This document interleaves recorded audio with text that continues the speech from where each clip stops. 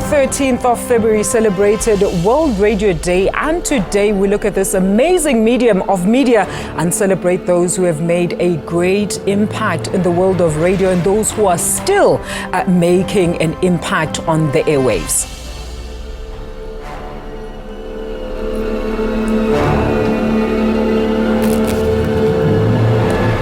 Hello and welcome to Media and Society. I'm your host, Alicia Nhlanhla-Jali. Now, this is a show where we take a look at the intersection between the media and you, the society. Now, this show would not be complete without your input, so do give us a call on 011-714-0661, alternatively 714-0662, or use X using the hashtag SABC Media Society. Good morning. Radio for me is a constant companion. It informs, it entertains, and it's always there for you. As someone that's involved with it, the 3 hours that I'm given are like a blank canvas where I'm able to put a portrait on it. And I'll forever be grateful for the friends that I met through this medium, which is magical. Well, for more than a century, radio has served as a central force in informing, entertaining, as well as educating societies. It stands as a crucial communication tool, bridging vast distances and diverse cultures, connecting people across borders. Its capacity to overcome language and geographical barriers renders it a potent force for promoting inclusivity, as well as nurturing unity among the diverse communities within a country. In South Africa, radio has a rich history and has spawned superstars that we have loved and supported over the years. The 3rd of February was World Radio Day, and today we celebrate this iconic medium. And joining us to do that, let's welcome Mr. Padko Mafani from Umhlobo Wenene, the legendary Babu Treasure Shabalala, who is a TV and radio broadcaster.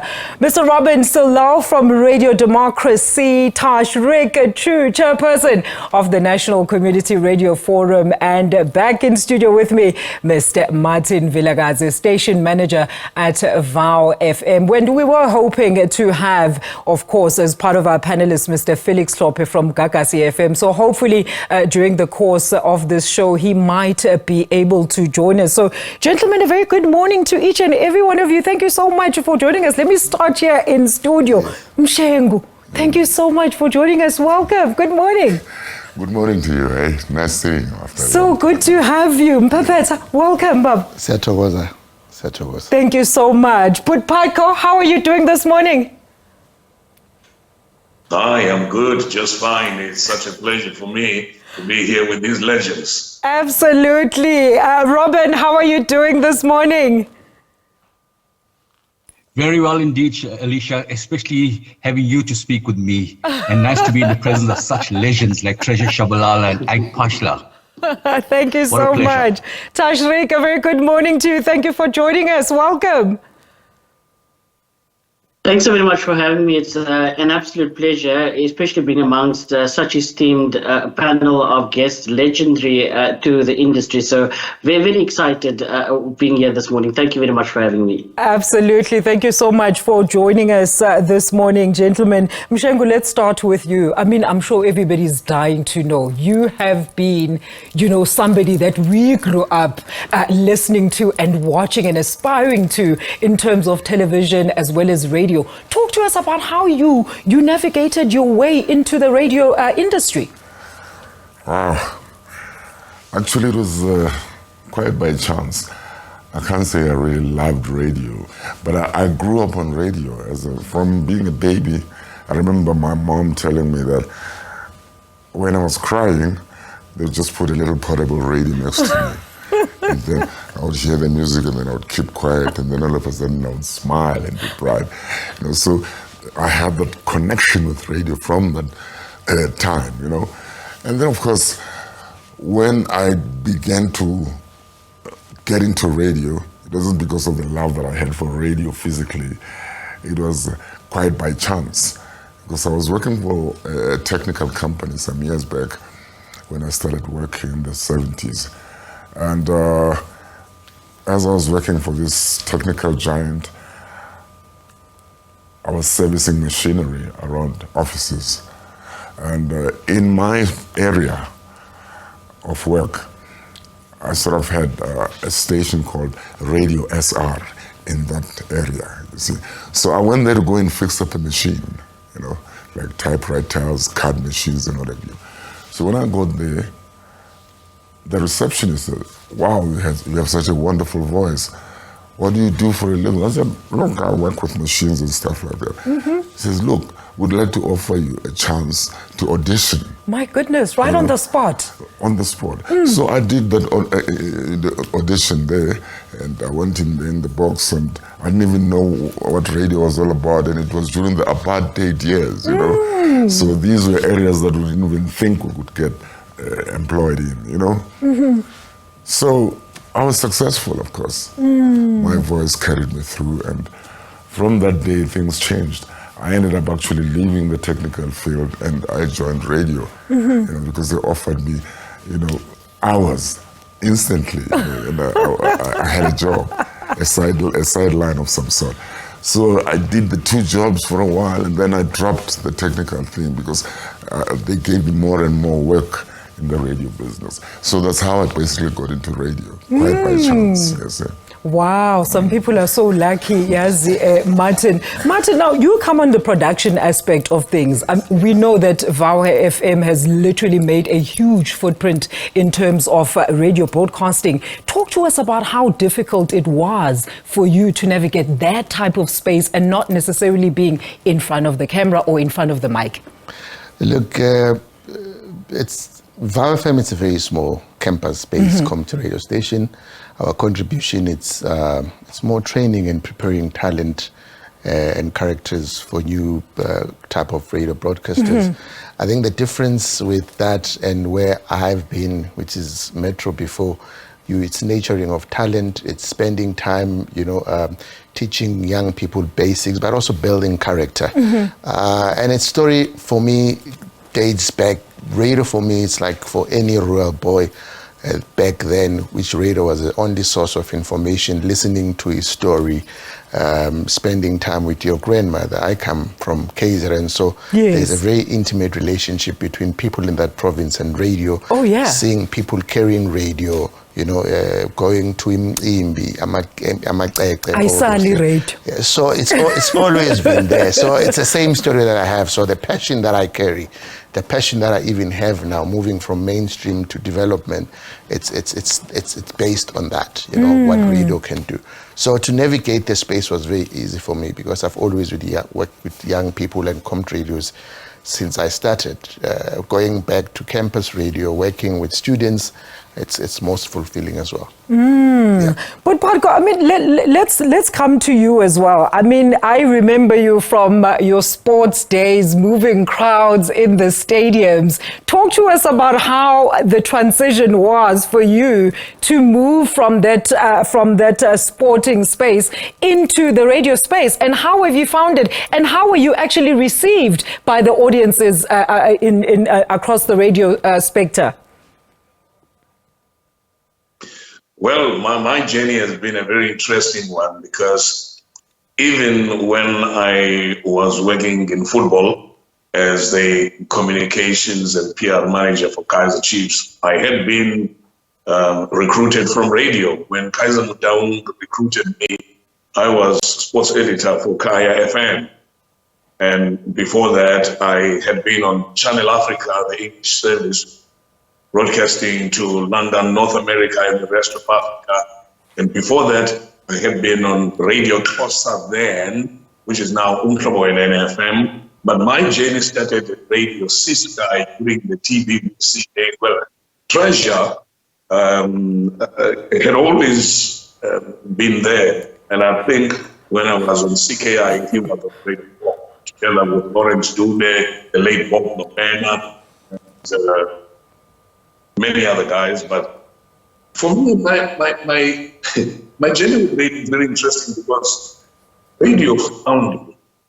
When I was 7 years old, I was caught having opened a radio set because I was fascinated by voices, just the beauty of voices. Yeah. Even today, what fascinates me is people with good voices. I love voices. And so it happened when I was 7 years old. Of course, I got a spanking at home for having opened the radio set, because those days, during the old days of apartheid in the 70s, the only form of entertainment, education, and information media-wise was radio. Not every black home or family had a television set. Even the few that had them had black and white TVs. So the only reliable form of entertainment and information was radio. So radio, families used to gather around radio.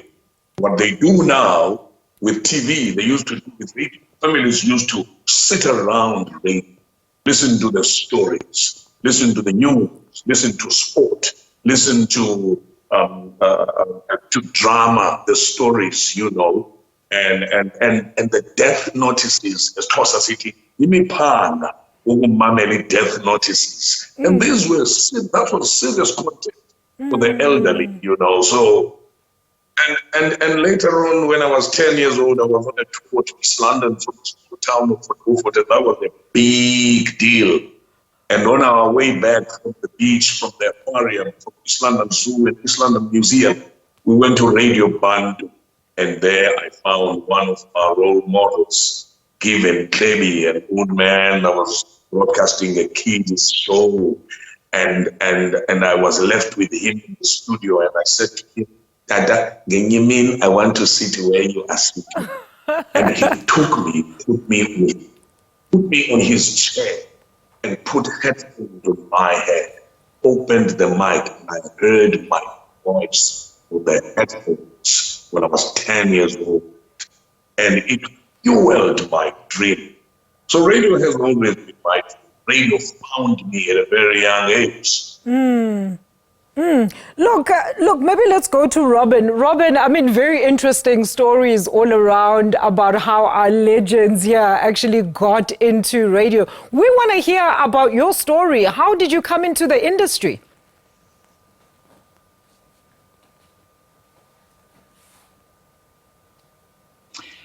Thanks, Alicia. Good morning to you again. I actually got onto radio through campus radio. I was studying at the then Durban University, the Durban Westville University. And I was responsible and being one of the teams that set up Orwax Music Radio at the radio station. Fascinating opportunity. And I then moved across to the University of Natal in Durban and joined Dome Music Radio. And that's where my radio career started off. At that stage, and Trey ought to have mentioned it, Capital Radio was starting off. And I got very close to the Capital Radio people. And then I also myself got onto Capital Radio. And I have to say, the best years of my life. I thoroughly enjoyed it. And I got into academia by, so to speak, default.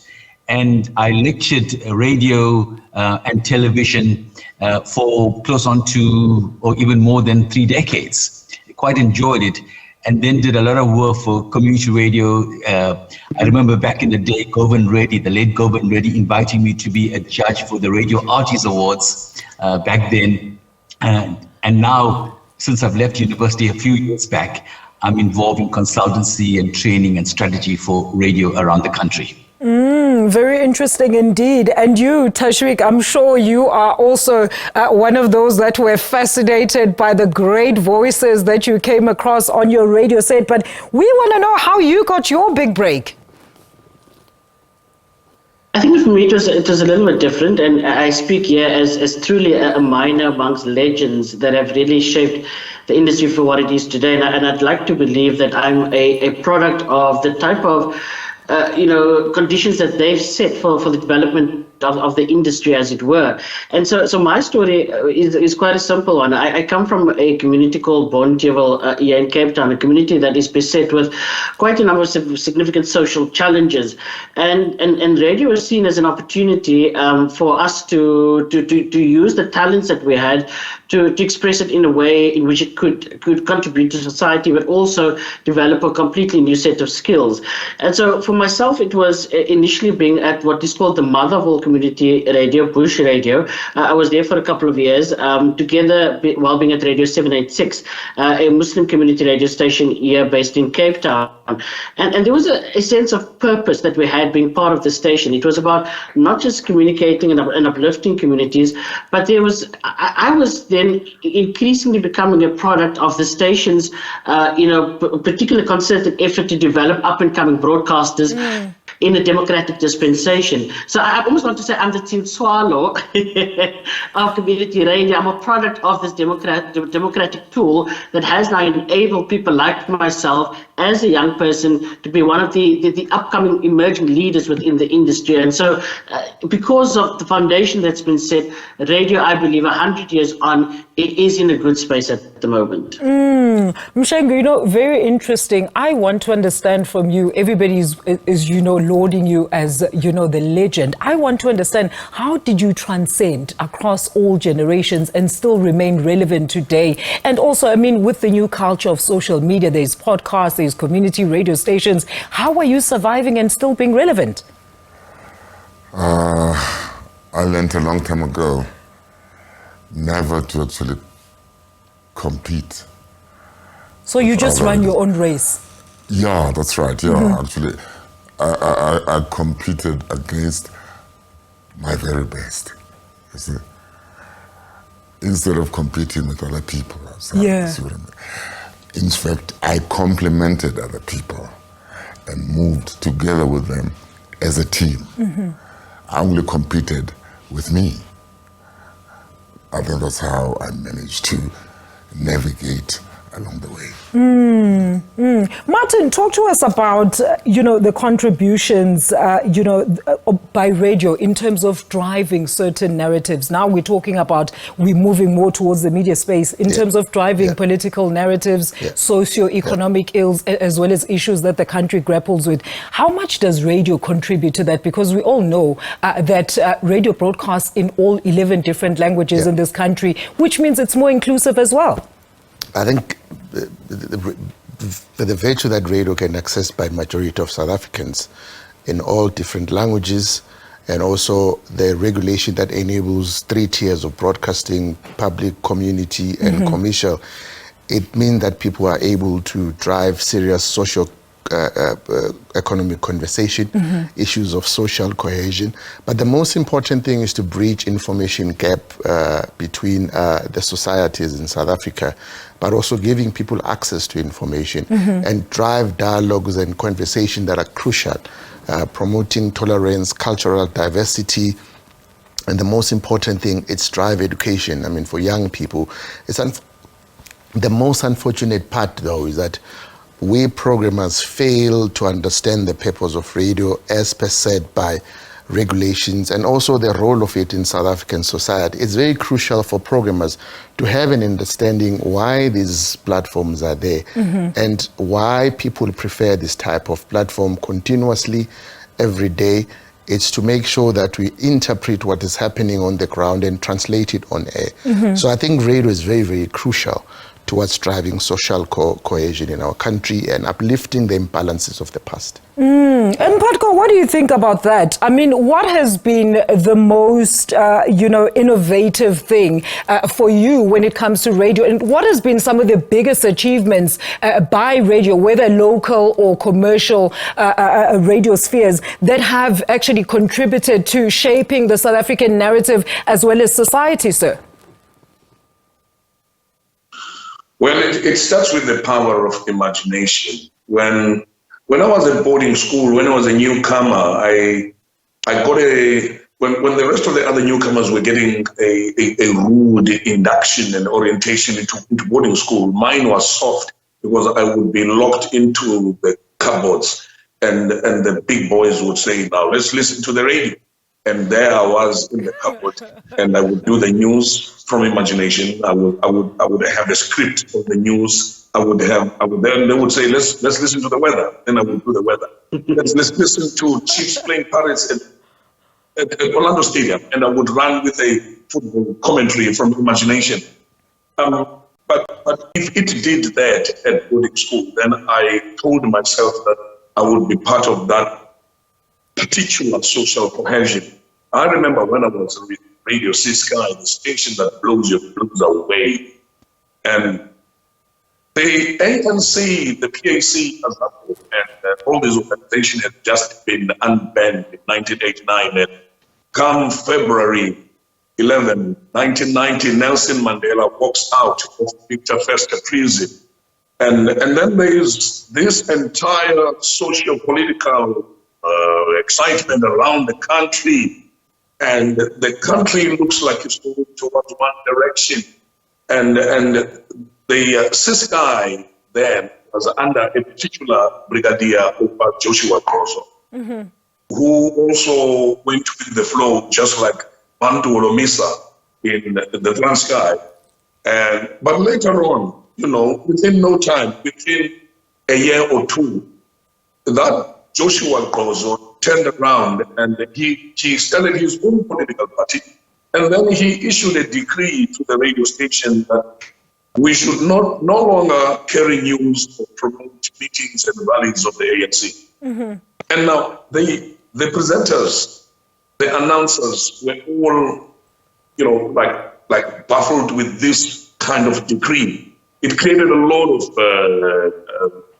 disconnect with our listeners. It created a lot of discomfort. And I refused.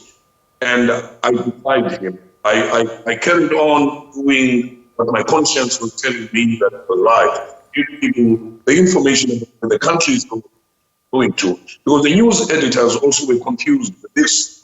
And then I went on. And as a matter of fact, I was arrested. His soldiers came to the studios and I was detained for 2 weeks. I was a political prisoner for 2 weeks. From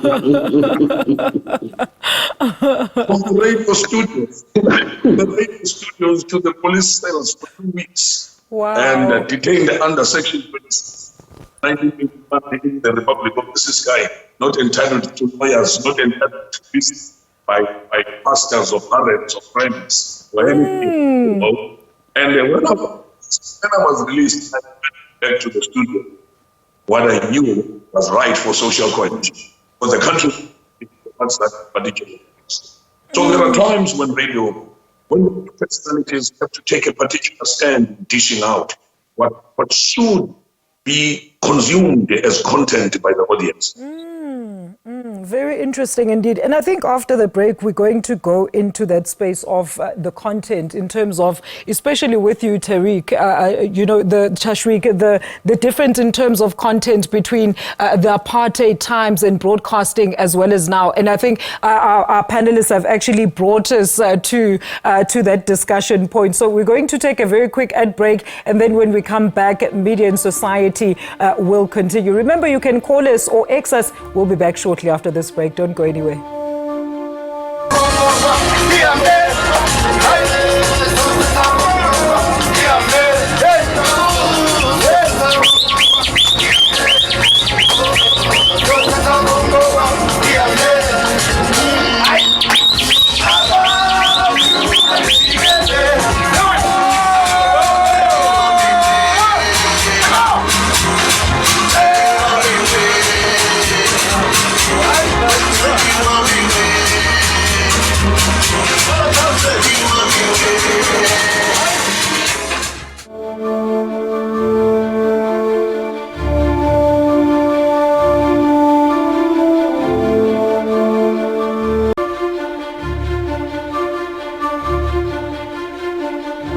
We are celebrating 100 years of radio. Radio remains one of the biggest mediums and most relevant mediums of communication It is immediate. It's one of the most immediate ways to reach your audience. Your listeners can count on radio to give you information right now, and to, whether it be background music that you're playing, or if it's information that you're giving, or if it's breaking news, it still becomes one of the most relevant ways that we can reach listeners. Radio shows are airing. Now you can listen in real time. Broadcasters can give entertainment, news, current information, very, very important, and reaching anyone and everyone. With the footprint of radio being so wide on both AM and FM platforms or transmissions, you're able to get your message to a broader audience, which remains so, so important. Again, radio is adaptable. It has changed so much, and even with the changing technology, radio remains still so relevant, especially with technology and consumer trends. It's now available through all mediums. I mean, now you can listen on your laptop, you can listen on your computer, you can listen on your phone, you can listen on just smart speakers. There's so many ways that you can listen to the radio. You don't need what used to just be a radio that you would listen to, and that's the only place where you can get it. So right now, you can have radio in your pocket. Anywhere you are, whenever you want to listen, a device can be available to you to listen. It's so important, and with technology moving in the way that it's moving, and the market, continuing to grow and evolve, it's important that we understand that radio has withstood the test of time. It's also cost effective because you can reach your consumers more efficiently, which makes it so important for our marketers as well. And remember, you can always decide on a segment or a target audience that you want to focus on, which again becomes so important. There's so much I can say about radio. It's interactive. It can be trusted. It can do so much, and it's there for us 24/7. It's made a huge difference in my life. I've been in the radio space for more than 20 years, and in the time that I've been in radio, I've been there through the evolving that I'm talking about, but the immediacy of radio is what for me becomes the most important. How we reach our clients or our audience, and also the type of discussions that we now have on air. It's not just about just music playing or just a story or a play that used to play in the background and you listen to that. But right now we talk about real life issues that affect real people. So, so important. And people get to understand that other people also have problems and how do they deal with it, and then they can relate it back to their lives. So it becomes a source of comfort for a lot of our listeners as well. One of the most important mediums of our lifetime, radio. My name is Mapaseka Mukwili, and I love radio. Another beautiful voice on the airwaves there. Thank you so much for your message. Now, the theme chosen for this year's World Radio Day celebration was Radio, a Century of Informing, Entertaining and Educating. Now, this theme highlights radio's enduring success as a communication as well as information platform spanning over a century, even amidst the rise of social media.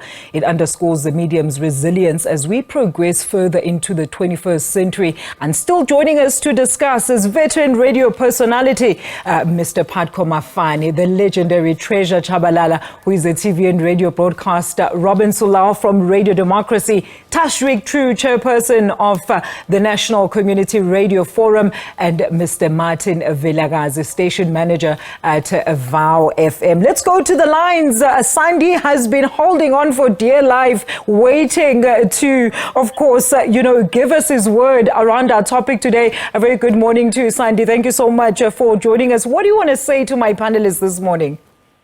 Morning, ma'am, and your viewers. Good morning, Sandy. What I can say about this day, for radio, it played a big role, a strong relationship in different races.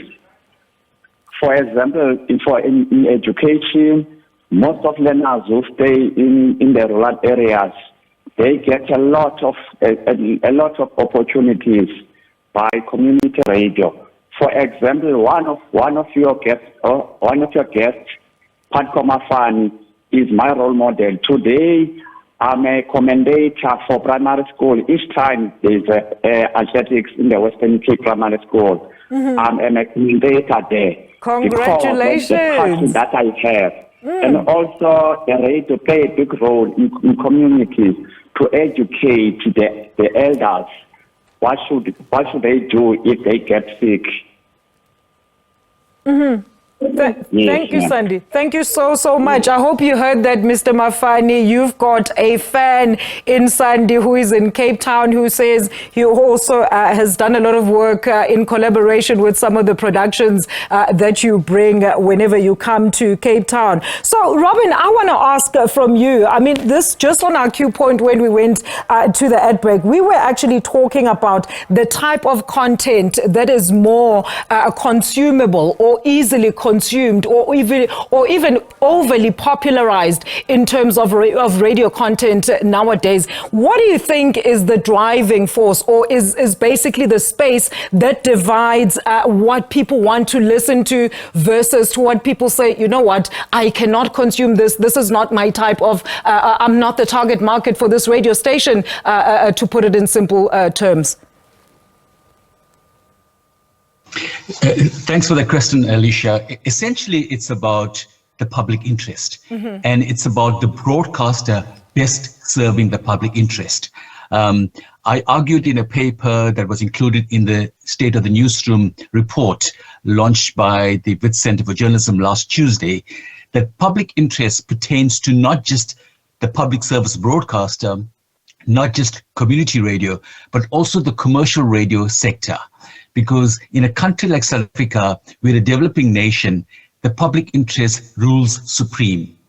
So in terms of content, let's try and get people into the mix. In other words, issues that they don't know about, but they ought to know about. Absolutely. Essentially, I'm talking about news. It's about journalism.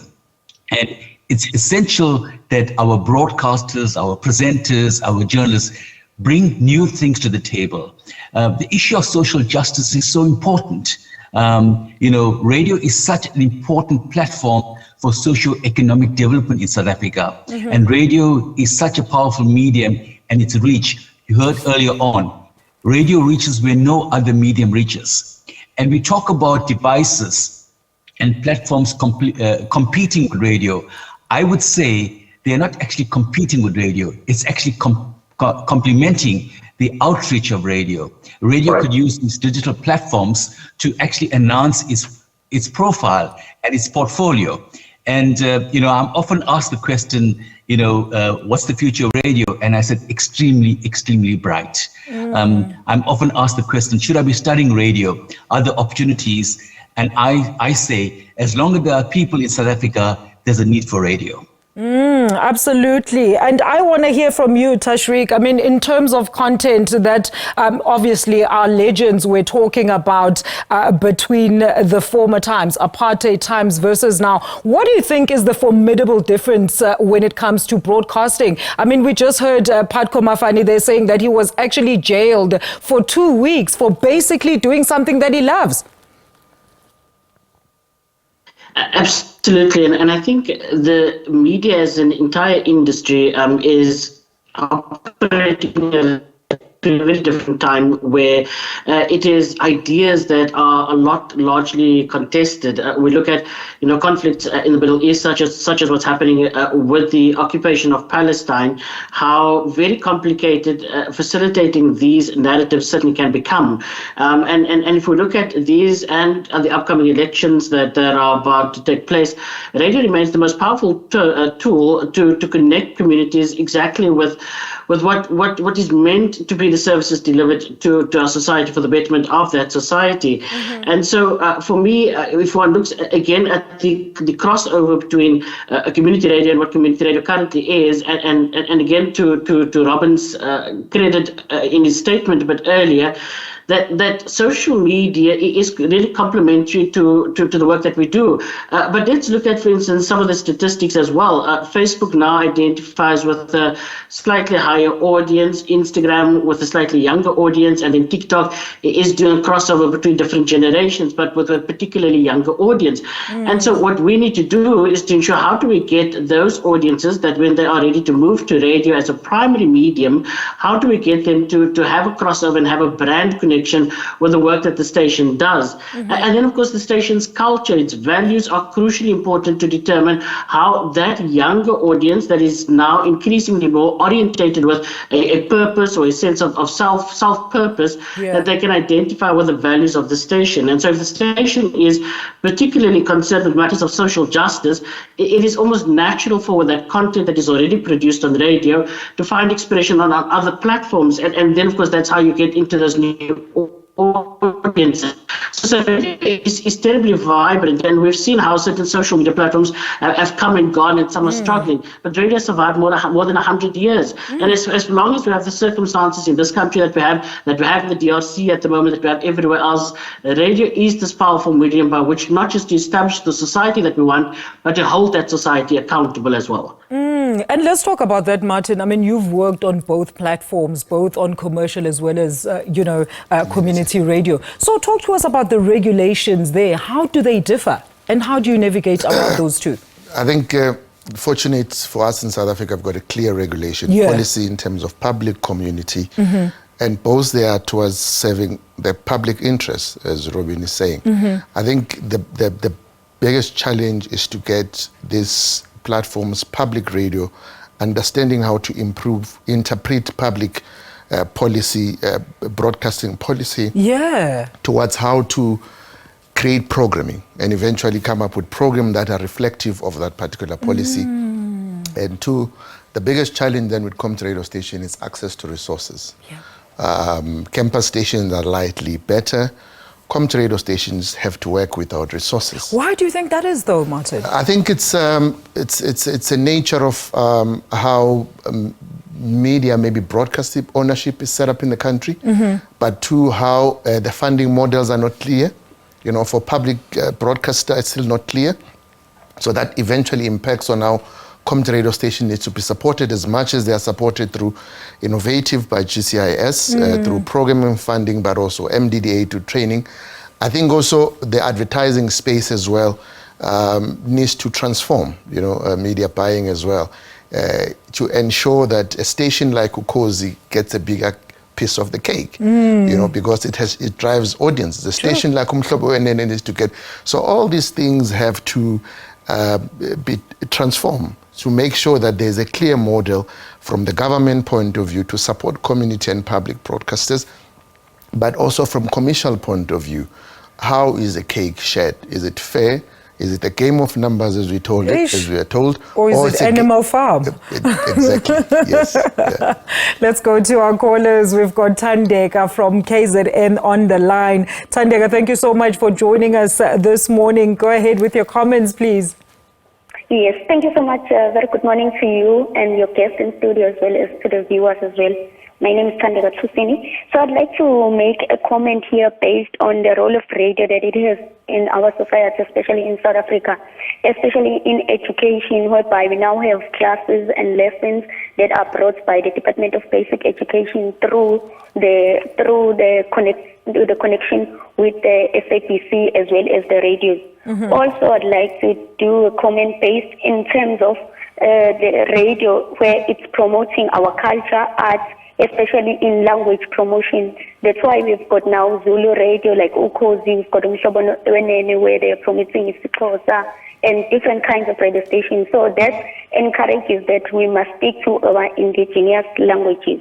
One of the challenges that we are currently having, though, with radio is that we are seeing less support in terms of community radio stations. Not much people are being employed there, and there is not too much support and promotion in the present as well. But basically, thank you so much. Thank you so much, Thandeka, all the way from KZN there. Babu Treasure, I want to quickly look at a picture of yours, and I want you to talk us through what was this specific time in your life. Can we please have that picture of Umshengu in his prime there, in his element?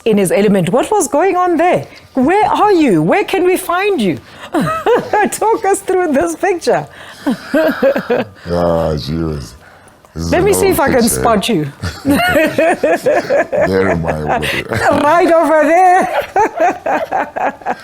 So talk to us about this picture. Yeah, I was at my prime here. Yeah, that was Radio Metro. Are we bringing back memories? Yeah. Good ones, we hope. Yeah. Yeah? And all the games, some of the What guys does that this passed picture on. remind you of? Oh, gee, I was at the best of my, I don't know how to describe this. My goodness. Yeah, I was on top of my game here. Life was just happy-go-lucky. This is so kind of, humbling. yeah. Like he's almost teary, Martin. Look at him next to you. Yeah, I'm just pinching myself. I'm really sitting there to portray. Jeez. Yeah. Wow, what was the show? What was the studio? Tell us all about it. Yeah, we're celebrating all the time here, man. Goose was our boss there, and this was Radio Metro at the radio center here. Yo, these are all the guys I used to work with. Mishma Petra, the late. Oh, Boogie Harry, also late. Grant Shakwane gone. Sheila D gone. Wow, this is terrible, eh? Wow. Oof, Oh, wow. Lord. Almost half the people here are gone. And yet you remain here, and we still appreciate you, and people still appreciate you. It's unbelievable. So eh? we didn't want to make you cry. We just wanted you to just take us back in history in, what was particularly happening to you at that particular time. I don't know if my panelists at home on Zoom as well can see this, but Patko, I mean, reliving such memories. I mean, you spoke in great length about how when the democratic space actually changed, also the rules and regulations also became quite a problem. So maybe talk to us about how that actually impacted in terms of the content that you put out there. Well, it's interesting. First, let me just remind Treasure, maybe he's forgotten. You see the picture that you have that the viewers can see now. Yes. In the days when Treasure was doing shell tracking, Okay. midnight, we never without Treasure finishing that show, Yeah. and he made what was then known as graveyard shift, very, very fashionable, and as much as he feels that those were the prime times, like the pictures of me that you just put now on the screen, there's a dangerous narrative in South Africa that radio personalities should be retired early. Radio personalities in the other parts of the world, in the US, in the UK, they mature with age like wine. Can you imagine Treasure Chabalala now, the shell tracking that he did in the early 80s? So because particularly, Robin earlier spoke about, public interest. And public interest, and I'm glad that he mentioned that, because public interest translates to numbers. True. When we listen to the markets, when we listen to what people want to hear, that translates to numbers.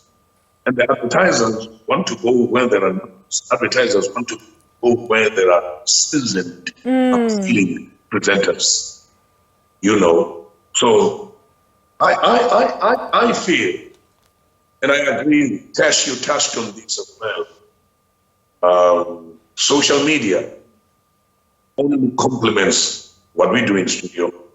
And some of the radio shows now are even able to go live on Facebook. Yeah. And so there's instant social media gratification, instant social media participation, and getting in touch with the publics. Real-time feedback, so to speak, Babu Pad. Real-time feedback, as you in studio. I got a call, does it all day, and they do it through their Instagram account, live on Instagram, while they're live on radio.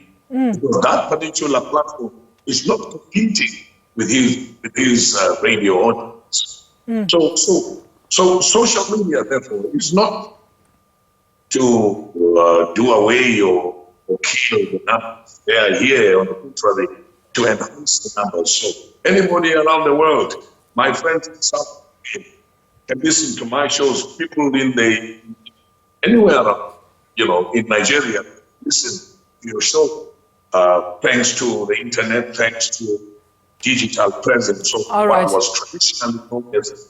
All right, Patko. All right. I want to quickly, I'm not cutting you off. I want to quickly go to the lines there before you take a quick breather. Thabang in Gauteng, thank you so much for joining us. Very quickly, your comments, please, this morning. Thank you very much. Greetings to the viewers, as well as to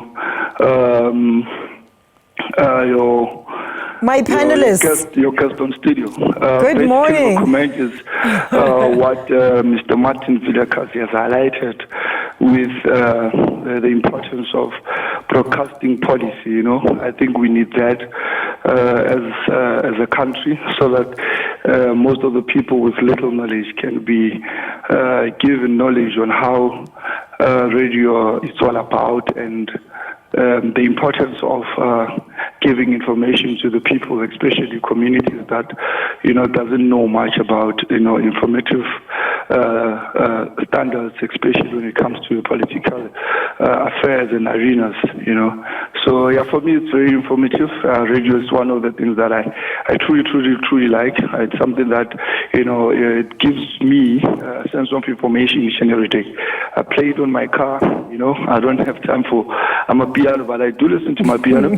But when it comes to most of the things, actually when it comes to listen to radio, you'll know what is happening around the world and constituency that you're living in. It's more important. I'm a fan of radio. Thank you. All right. Thank you so much, Thabang, for your contributions. Let's play this next. Asinankomo thina bakwandwandwe sadliwa ngamankenga bathi seswela imbuzi ethime asinankomo thina bakwandwandwe sadliwa ngamankenga kusho abantu bakwaZwide lapho kokulonda imlando kulonda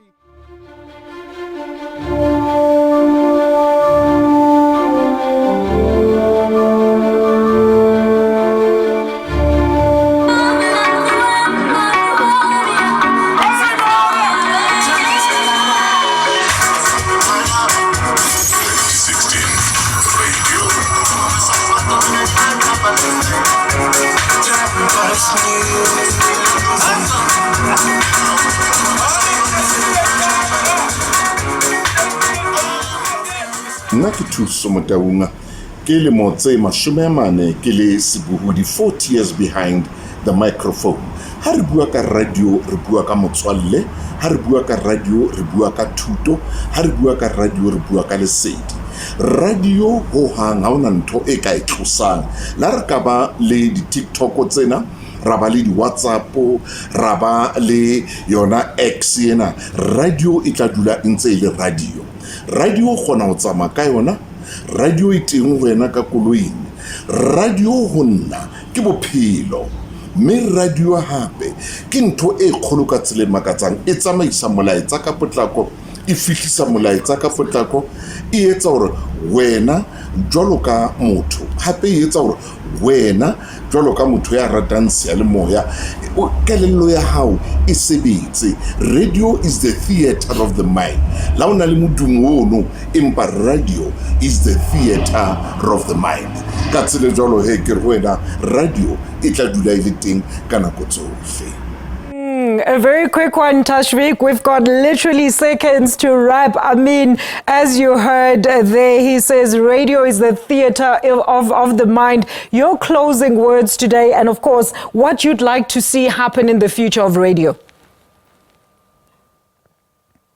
I think the future of radio looks pretty promising. As many of the panelists have said here, for as long as South Africa is characterized in the way that it is, and it has a purpose to serve, it will continue to be a medium through which to serve those communities. But I think what we need to begin to shift the conversation about how do we make radio sustainable? How do we when there are new Tintswalos that are coming up, how do we make radio a medium at which they can work and survive and have that sort of income that the station is able to support their livelihoods? And their government needs to come to the table. And I think we need to begin to shift the conversation about the sustainability model for community radio. And the impetus is most definitely there for community radio to play a meaningful role in future and in the development of this modern South Africa that we are. So in summary, it's a conversation about sustainability around skills as well as sustainability. Thank you. Thank you so much, Tashrik. Unfortunately, gentlemen, I'm absolutely out of time. I wanted each and every one of your input. Maybe I can convince my bosses that we can just have your closing remarks and we'll put it on social media. Upud Padko has already said that, when you're broadcasting, you are able to engage with people in real time. But in closing, gentlemen, thank you so much for joining us. That was Mr. Padko Mafani there, the legendary Treasure Chabalala Umshengo there, Robin Sulao, Tashrik True, Martin Vilagazi. Thank you so much, gentlemen. And unfortunately, that is how we wrap the show. I am so jealous of time today. And I have to say goodbye to you. Thank you so much for tuning in. We'll see you again next time. Goodbye.